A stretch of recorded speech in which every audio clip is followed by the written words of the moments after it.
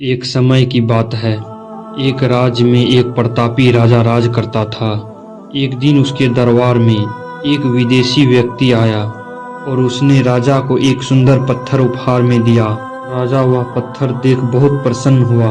उसने उस पत्थर से भगवान विष्णु की प्रतिमा का निर्माण कर उसे राज्य के मंदिर में स्थापित करने का निर्णय लिया और प्रतिमा निर्माण का कार्य राज्य के महामंत्री को सौंप दिया।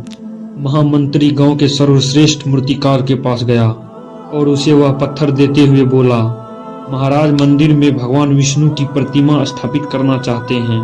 7 दिवस के भीतर इस पत्थर से भगवान विष्णु की प्रतिमा तैयार कर राजमहल पहुंचा देना। इसके लिए तुम्हें 50 स्वर्ण मुद्राएं दी जाएगी।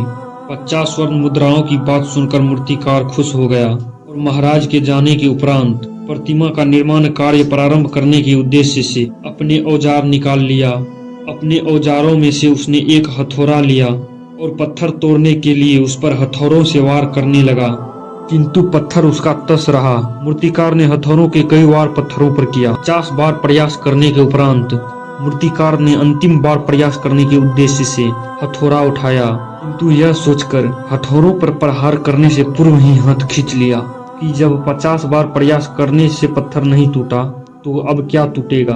वह पत्थर लेकर वापस महामंत्री के पास गया और उसे यह वापस कराया कि इस पत्थर को तोड़ना नामुमकिन है, इसलिए इससे भगवान विष्णु की प्रतिमा नहीं बन सकती।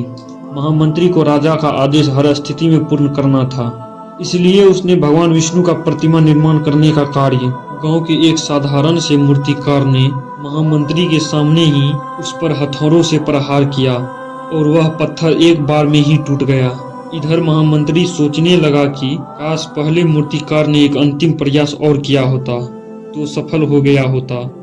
मित्रों, हम भी अपने जीवन में ऐसी परिस्थितियों से दो चार होते रहते हैं। कई बार कोई कार्य को करने से पूर्व या किसी समस्या के सामने आने पर उसका निराकरण करने के पूर्व ही हमारा आत्मविश्वास डगमगा जाता है और हम प्रयास किए बिना ही हार मान लेते हैं। कई बार 1-2 प्रयास में असफल मिलने पर आगे प्रयास करना छोड़ देते हैं कि हो सकता है कि कुछ प्रयास और करने पर कार्य पूर्ण हो जाता या समस्या का समाधान हो जाता।